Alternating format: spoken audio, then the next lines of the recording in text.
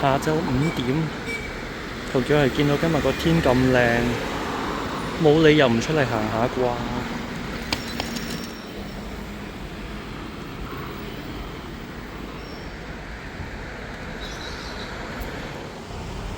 同樣行下附近嘅河堤先。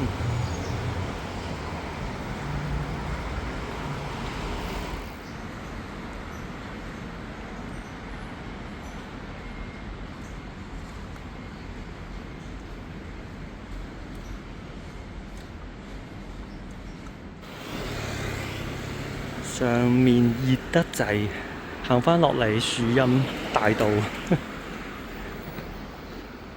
喺度行到冇咁曬，先至返上去。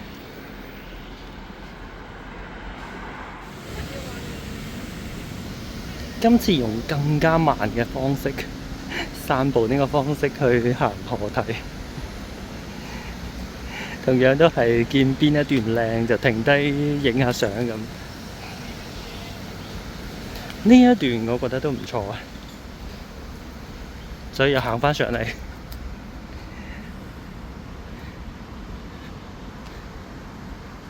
可以睇下佢啲植物簡介，龜背竹啦，咁啊有金葡萄、紅葉石楠，即係公園入邊有嘅植物。琴葉珊瑚喎，有豬蕉，呢個係嗰啲米仔蘭，哇咁好聽嘅個名。柚子樹都有喎，龍血樹，好啦，咁樣擺位都幾靚嘅呢個設計，但係上到嚟好曬啊！我又準備行返落去下邊嗰啲樹蔭大道先得。呢度有間店，但係已經係黃鋪招租狀態。哇！返落去先，太曬太熱呢度上面。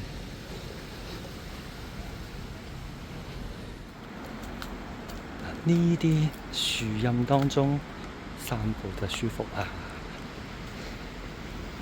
係會即時感受到一絲絲嘅清涼。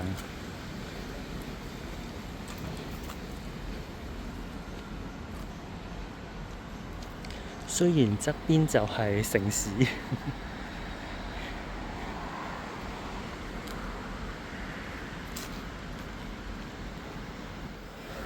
呢個位又有啲植物簡介唔同嘅喎，福木啦、紅葉李啦，仲有呢個梔子花。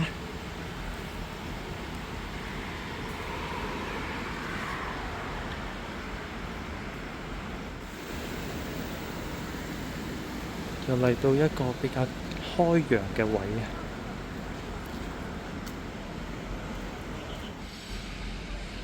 哇！呢個係咩療法嚟㗎？祛濕啊！咁熱瞓晒喺度。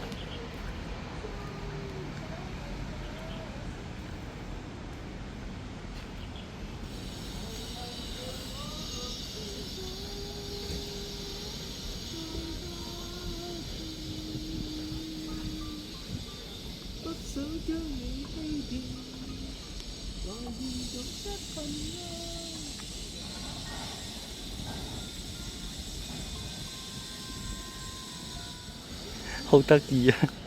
一路瞓喺度啊，一路唱歌。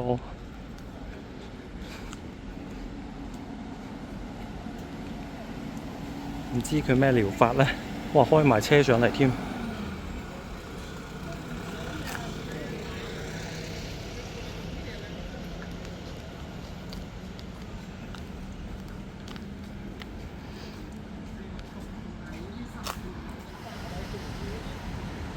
199啦。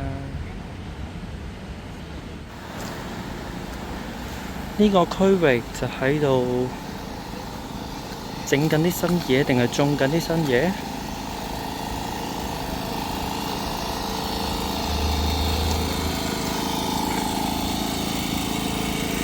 其實都靚嘅喎，又要影。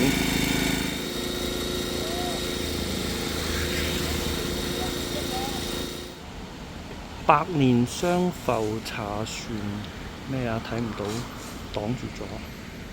呢個角落幾靚。呢度有埋呢個嘅噪音同埋塵埃監測。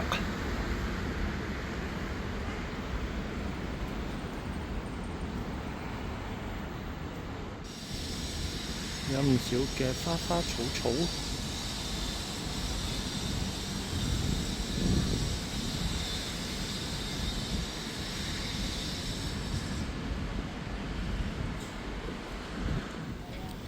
問下個阿姐先。喂，阿姐瞓喺度有咩功效㗎？瞓喺度有咩功效㗎？驅寒啊嘛。驅寒哦，特登要曬下同埋。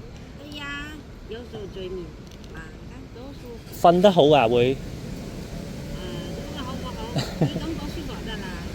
哦，唔熱咩？我見你都唔出汗嘅。唔熱啊？唔熱嘅，睇下個溫度係點先。哦，係喎，唔係幾熱嘅喎。行到上邊一排人喺上邊度。上邊啊？再行到上邊。天然療法。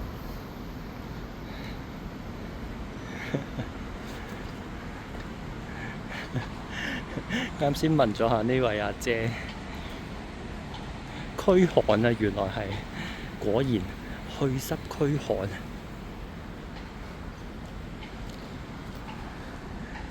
有冇效就唔知啦，自己試下啦，又唔使錢。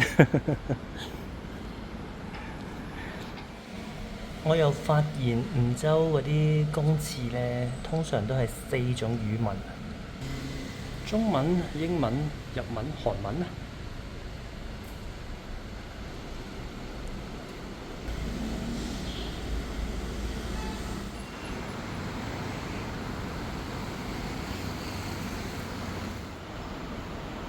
而家個天靚，真係見乜都想影，好有熱帶風情啊！咁樣係咪啊？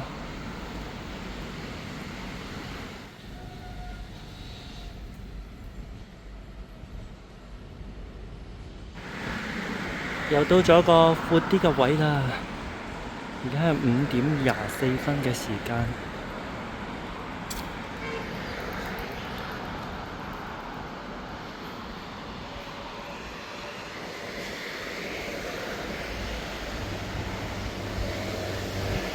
其實而家流行短片，即係抖音嗰啲短片興起咗短片熱潮，好多人睇嗰啲片嫌1分鐘都長嘅。咁我都冇理由即係脫離時代潮流。其實我都開設咗呢個短片嘅方式。喺一啲，其實我唔係好想多人睇到啊，即係喺嗰啲國內嘅平台，某個平台啦，我都有擺啲，譬如而家去緊邊度啊，即係簡短嘅方式記錄下去過邊啲地方啦，求其係咁以拍下片嘅，好短嘅嗰啲短片。IG 啦都有，不過 IG 我唔公開嘅，就係咁以自己記錄下啫。主要都係擺喺 YouTube 啊，因為 YouTube 個空間冇限制，片亦都冇限制，亦都可以勁高清嘅方式分享。呢個植物好靚，又要停低影下先得。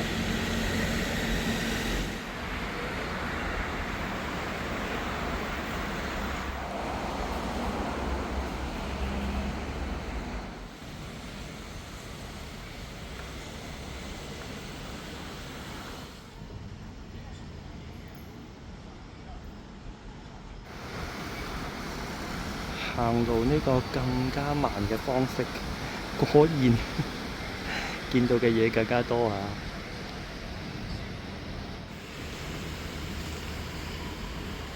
只不過的確係因為我行得快，熱咗少少。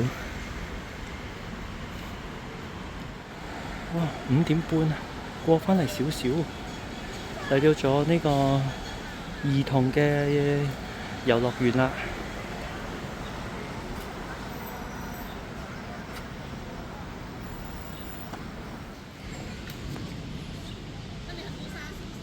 呢度色彩繽紛，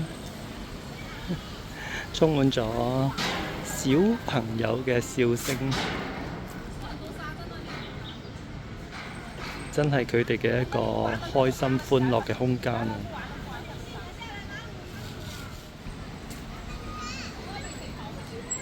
哇！呢個區域真係幾靚，幾好玩。其實我大人都想玩埋份啊！好開心，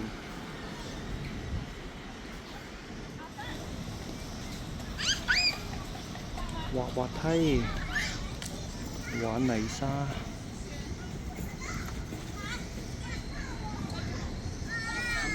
乜都有，又唔使錢喎。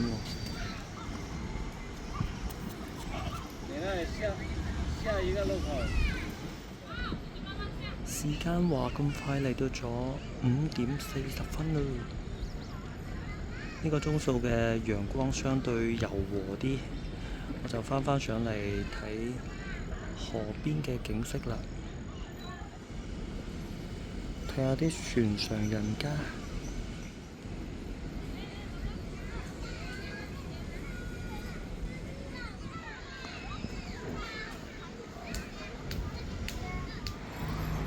好得意啊！真係呢啲嘢，我都想玩埋份啊，好正啊！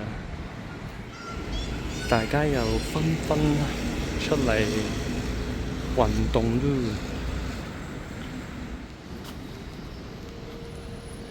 有條橋嘅呢度，我又想去。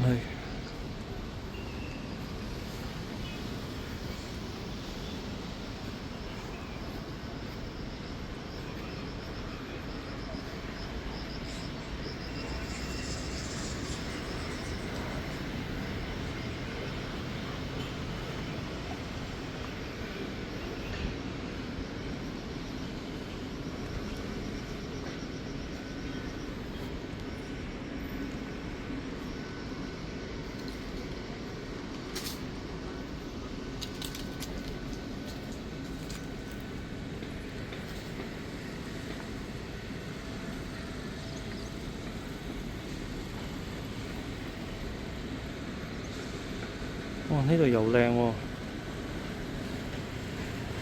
我停低影下先。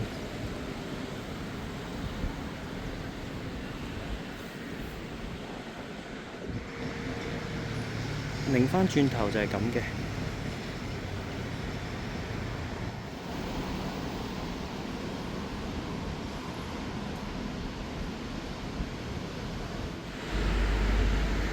所以講返啱先個話題啦。而家啲片1分鐘，好多人都嫌長。有冇啲片呢？又長又無聊，我又唔係好識講嘢。我佩服你睇晒片嘅朋友仔，多謝你哋撐場。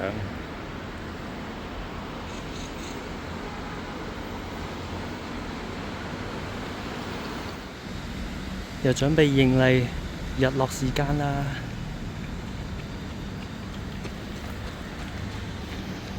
嚟到咗西江叉河大橋，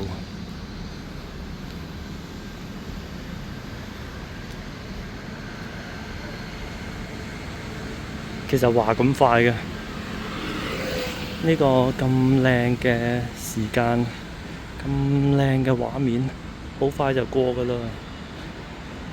天氣預報亦都係話預測6:10左右係日落時間，其實佢變化得好快嘅。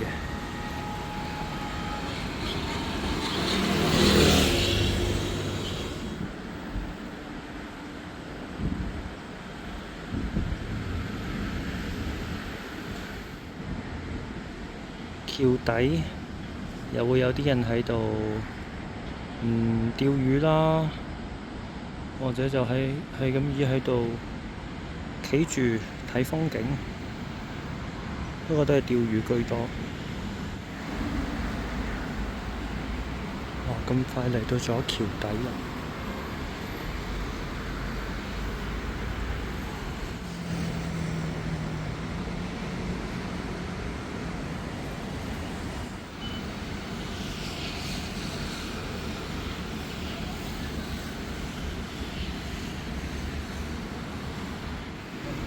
！6點啊！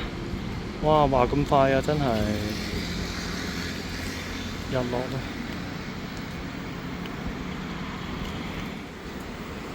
又睇下對面嘅長洲島村民。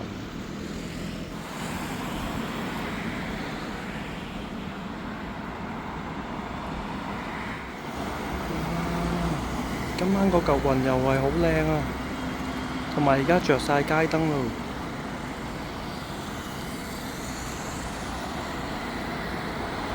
好靚啊！6:05好準時。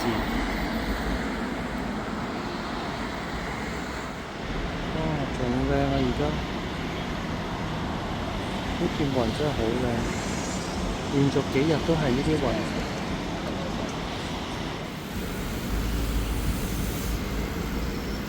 好啦，又係呢個鐘數6:10嘅時間，返屋企啦。